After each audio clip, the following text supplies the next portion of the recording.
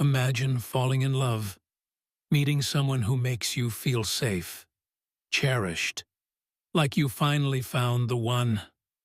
Then, imagine the unimaginable, discovering that the person you've planned your future with is the very man who took away the person you loved the most. This is the true story of a woman who unknowingly got engaged to her father's killer. A story of love, betrayal, and a horrifying truth that shattered everything she thought she knew. How does something like this happen? How does a person get so close to the very monster who destroyed their life? And when the truth finally comes out, what happens next? This isn't just a shocking coincidence. It's a story that forces us to question how well we truly know the people around us, and how the past has a way of catching up, no matter how deeply it's buried. Her name is Emily Carter. To the outside world, she was just another young woman with dreams, ambitions, and a bright future ahead of her. But behind her warm smile and kind demeanor was a past shadowed by tragedy, one that would shape her in ways she never could have imagined. Emily grew up in a quiet suburban town, raised by her father, James Carter, a hard-working man who devoted his life to giving his daughter everything she needed. He was more than just a parent.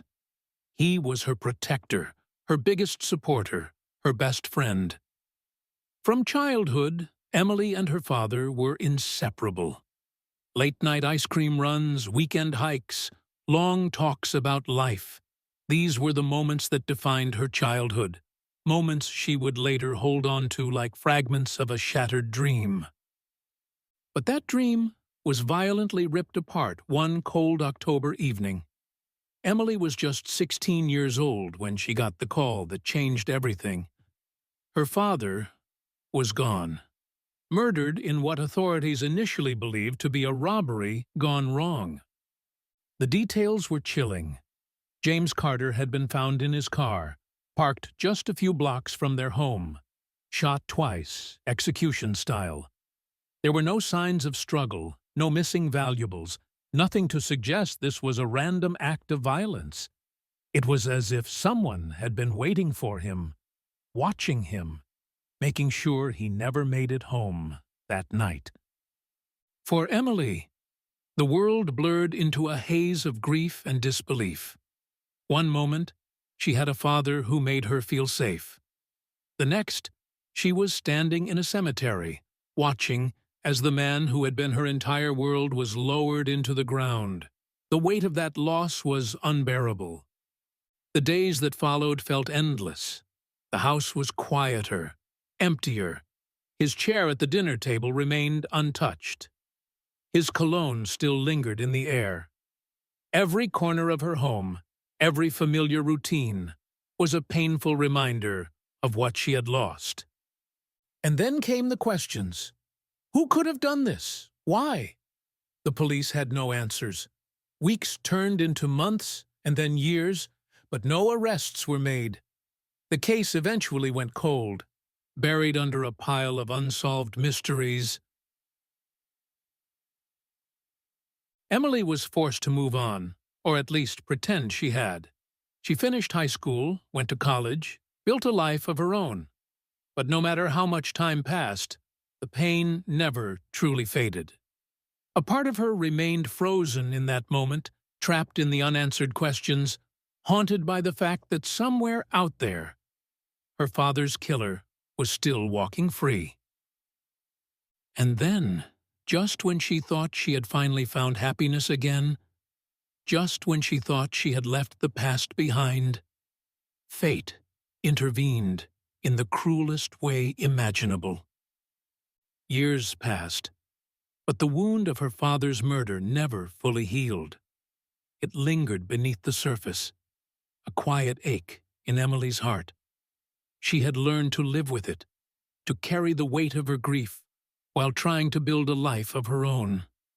And for a long time she believed that true happiness, the kind that wasn't tainted by loss, was something she would never experience again.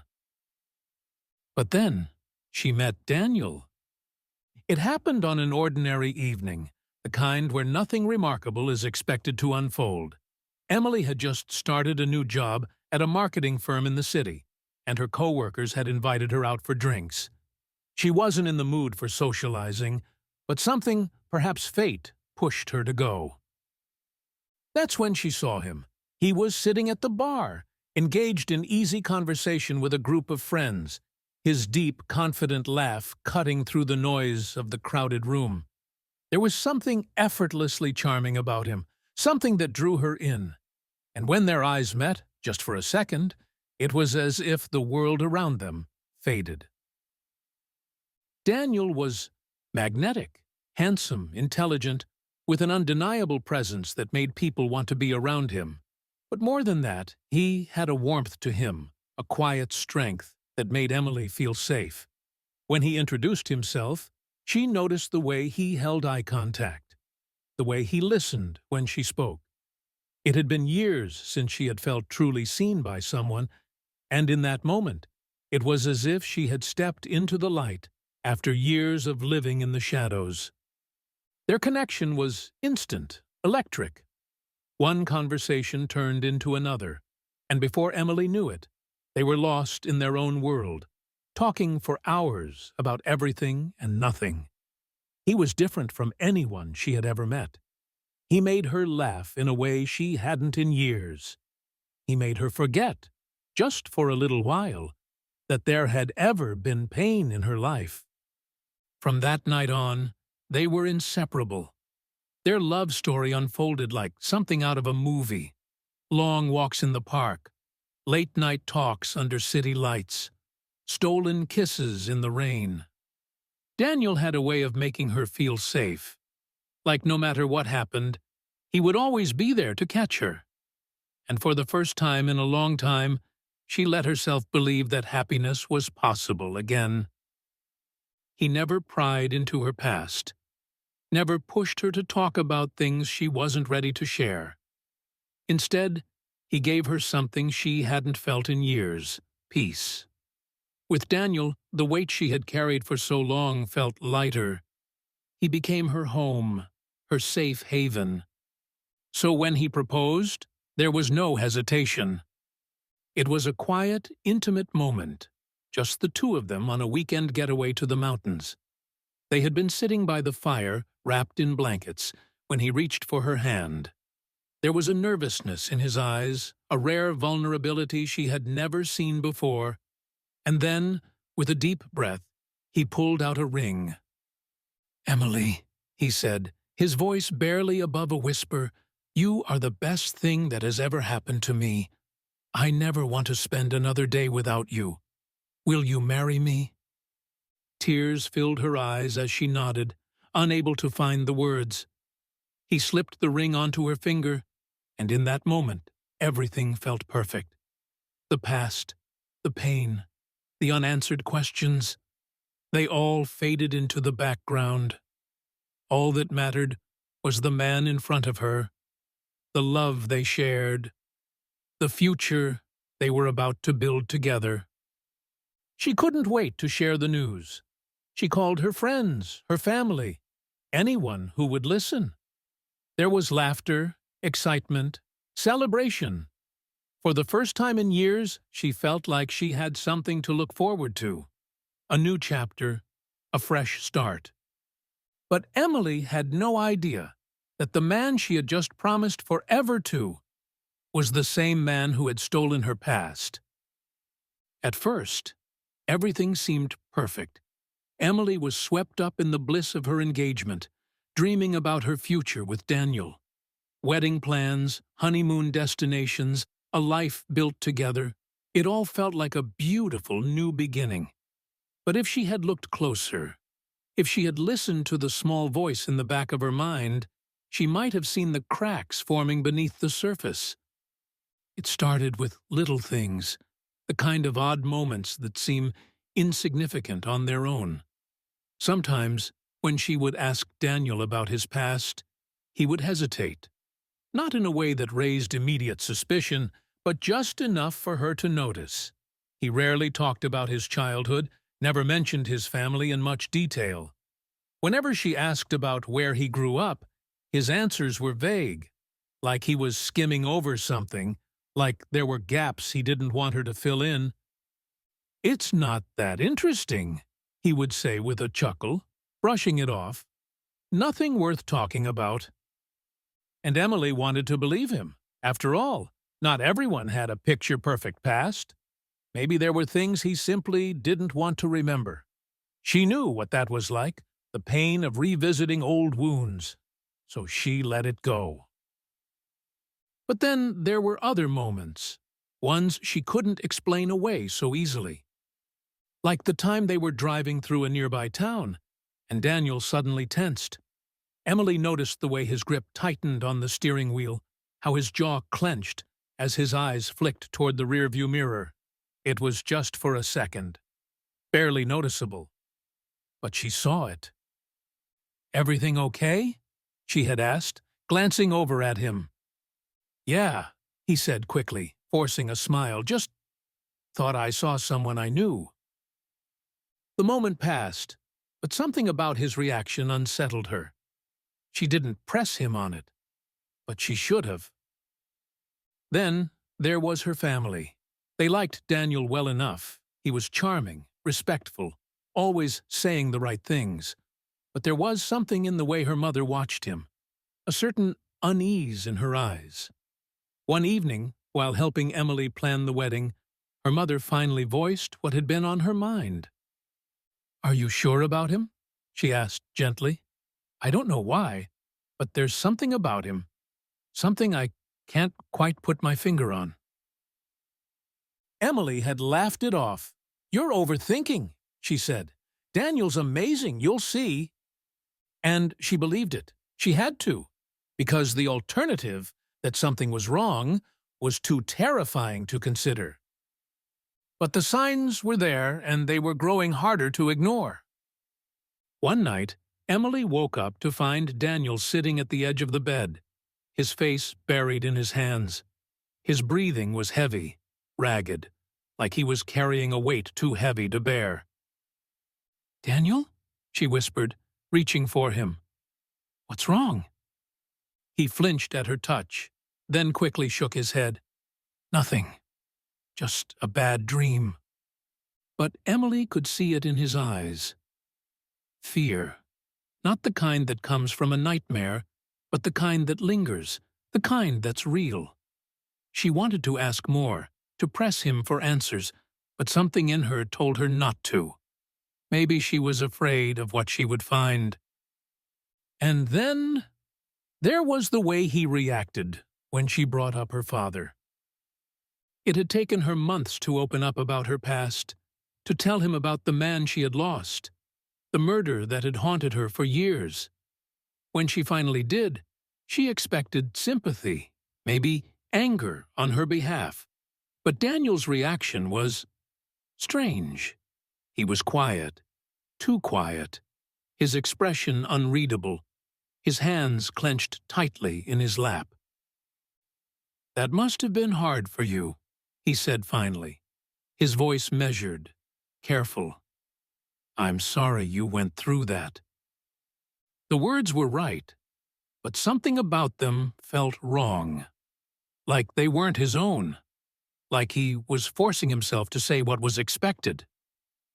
Emily should have seen it then, the way his body stiffened, the way he avoided her eyes, the way he suddenly changed the subject as if the conversation was dangerous territory. But she was in love, and love has a way of blinding us to the truth, even when it's staring us right in the face. The human mind has a way of protecting itself from the unthinkable. It dismisses small doubts, explains away inconsistencies, and convinces us that the people we love could never be capable of terrible things. But sometimes the truth refuses to stay buried. For Emily, the moment everything changed began with something simple, an old photograph. It was a quiet evening.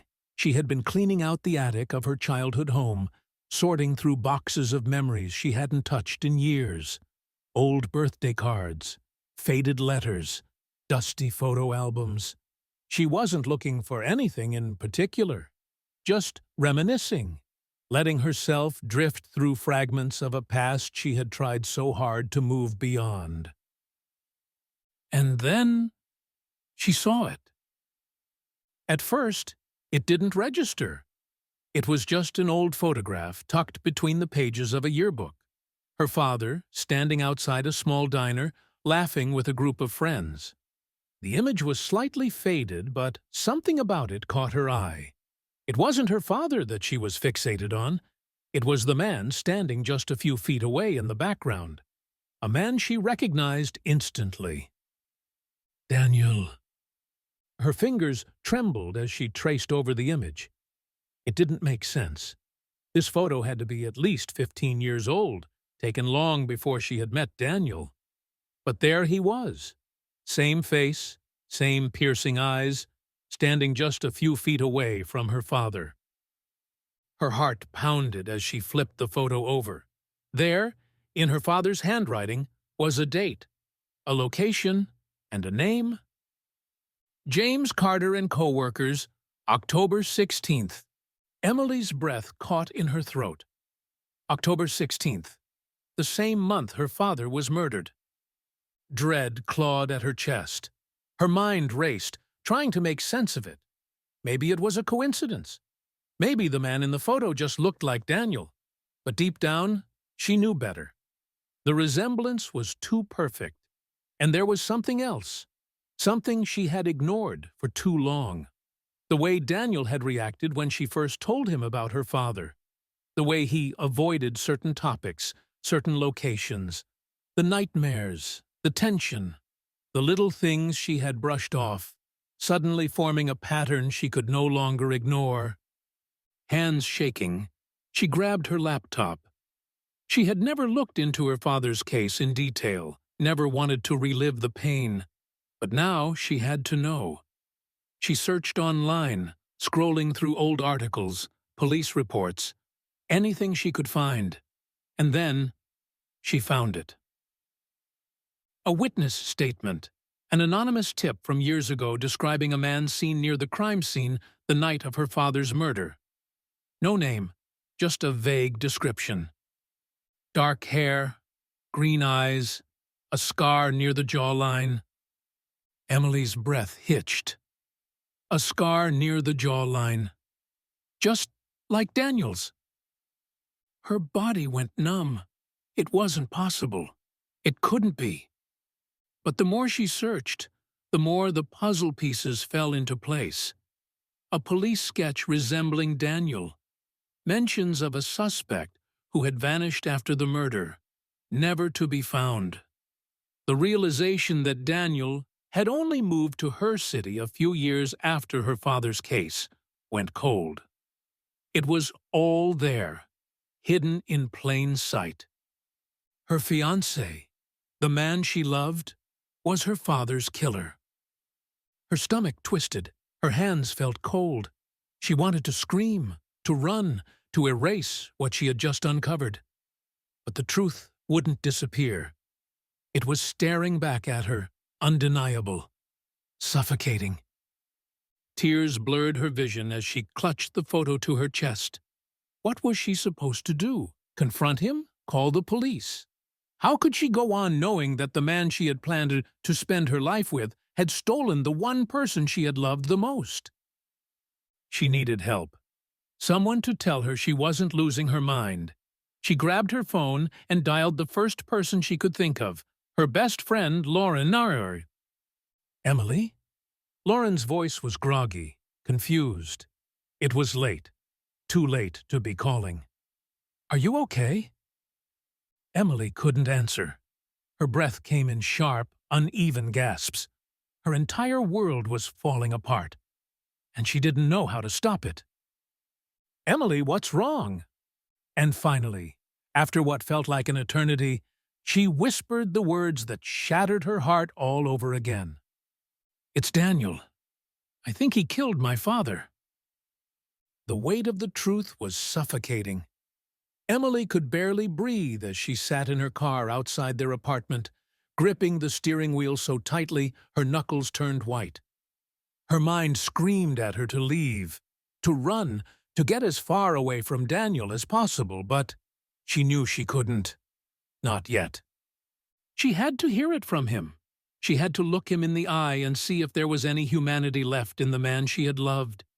Because if she was wrong, if there was even the slightest chance that this was some terrible misunderstanding, she needed to know.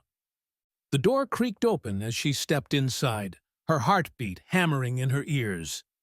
Daniel was in the kitchen, pouring himself a glass of wine, completely unaware that his world was about to come crashing down. "Hey, babe," he said, flashing her that familiar, easy smile, the same smile that had once made her feel safe. Now, it made her sick. She didn't respond. She just stood there, her breath shallow, her fingers trembling. And then, with a voice barely above a whisper, she said the words that would change everything. "Who were you 15 years ago, Daniel?" The glass in his hand paused mid-air. For a moment, he didn't move. Then, slowly, he set it down on the counter. "What kind of question is that?" he asked, forcing a chuckle. But she could hear it now, the edge in his voice, the tension in his posture. He knew. She pulled out the photograph and placed it on the counter between them. "Explain this." His eyes flickered to the image, and something passed over his face. Shock, recognition, maybe even fear. But just as quickly, he masked it. "Where did you get that?" he asked, his voice calm. Too calm. "Answer me," she said, her voice cracking. "Were you there that night? The night my father was murdered?" Silence. A long, suffocating silence. And then he sighed, closed his eyes, and when he looked at her again, it was different. The mask had slipped. "Emily," he started, stepping toward her, hands raised as if to calm her. "It's not what you think." "Not what I think?" she snapped, backing away. "So you didn't kill him? You didn't take away the only family I had?" His jaw tightened. He looked away, as if searching for the right words. Then, finally, he whispered, "It was an accident." The world tilted. A cold numbness spread through her as she stared at him in disbelief. "An accident?" she repeated, her voice shaking. "You shot my father, twice, and you want me to believe it was an accident." Daniel swallowed hard. "I didn't know who he was. It was supposed to be a job. Just a job. I was young, stupid, trying to prove myself to the wrong people. I had no idea that one day I'd meet you, that I'd fall in love with you." His words were meant to sound remorseful, but all Emily could hear was the horror of it. Her father's life had been nothing more than a job to him, a name on a list, a target. "You were going to marry me," she whispered, the betrayal cutting deeper than she could bear. "Did you ever plan to tell me? Ever?" Daniel ran a hand through his hair, his composure finally cracking. "I wanted to. God, I wanted to 1,000,000 times, but I knew I'd lose you, and I couldn't. Emily, please, I love you. Whatever I was back then, that's not who I am now." She felt sick, disgusted. The man she had trusted with her heart, with her future, was the same man who had stolen everything from her years ago. How could she have been so blind? Daniel took another step toward her, his hands trembling. "Emily, please. I will spend the rest of my life making this right. Just don't leave me.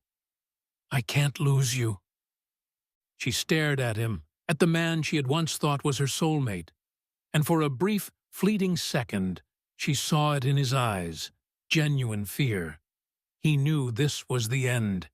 He knew she would never look at him the same way again. Slowly, she reached into her pocket and wrapped her fingers around her phone. "You lost me the moment you pulled that trigger." And then she dialed 911.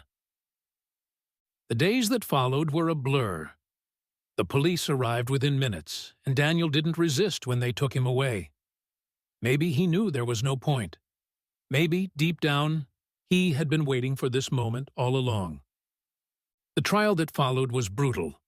The media latched onto the story, woman's fiancé revealed as her father's killer, turning her nightmare into a public spectacle. Reporters camped outside her home, digging into every painful detail.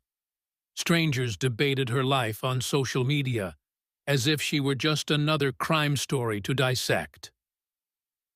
Daniel pleaded guilty to second-degree murder. He told the court he regretted everything, that meeting Emily had changed him. But regret didn't bring her father back. Regret didn't erase the years of pain, the birthdays missed, the empty chair at the dinner table. When the sentence was handed down, 25 years to life, Emily felt nothing. No relief, no satisfaction, just emptiness. In the weeks that followed, she found herself staring at her engagement ring, the symbol of a love she had once thought was real. And then, one day, without ceremony, she slipped it off her finger and placed it in a drawer. Out of sight. Out of mind. Healing wouldn't be easy. Trust wouldn't come easy. But she had survived this. She had faced the truth and made the hardest choice of her life. And somehow, she knew she would find a way to move forward. Because Emily Carter was not just a victim of tragedy, she was a survivor. Time is a strange thing. It has a way of dulling the sharpest pains, of helping us find the strength to carry on, even when it feels like the world has shattered into 1,000 pieces. For Emily, the road to recovery was long, filled with days of confusion, grief, and anger. But little by little, she began to rebuild. Therapy became her lifeline. She sought professional help, not just to understand what had happened to her, but to understand herself. The trauma of losing her father, and then discovering the man she loved had taken him away. She needed someone to help her make sense of it all. Slowly, she learned to forgive herself. She realized that she hadn't failed her father. She hadn't failed herself. She had been manipulated, blinded by love, by trust. But none of that was her fault. Through therapy, Emily began to unravel the knot of emotions that had kept her tied to the past. And step by step, she found peace. She surrounded herself with friends and family who had supported her through the darkest days, and they helped her rediscover joy in small moments. She traveled, worked on her career, and rebuilt the connections that had been strained by the darkness of her past. It wasn't an easy journey, but it was one she was determined to take. And as for Daniel, the man who had once been the center of her world, the man who had been her everything, he was serving his sentence. 25 years to life. His life, as he had known it, was over. For Emily, knowing that he would never walk free again gave her a semblance of closure, but it didn't erase the pain. It didn't bring back her father. It didn't undo the betrayal that had nearly destroyed her. But the most important lesson Emily learned, perhaps the hardest one, was the importance of knowing someone's past. We all carry scars, some we wear proudly, some we hide away. But those scars shape us. They define us. And understanding where someone has been is just as important as knowing where they're going. Emily also learned that trusting your instincts is more important than anything else. The warning signs were always there, but she had been too afraid to face them. If she had trusted her gut earlier, maybe the truth would have come out sooner. But she had been so blinded by love, by the future she had imagined, that she ignored the red flags. And it cost her. Finally, Emily learned that healing from trauma takes time, and it's okay to take that time. We often think we have to rush to move on, to get over it. But healing doesn't work that way. It's messy, it's painful, and it's personal. So, what would you do in Emily's situation? Could you confront the person you loved, the person you trusted, with the truth? Could you forgive, or would you walk away? Think about it, because no one can truly know how they'd react until they're in that moment.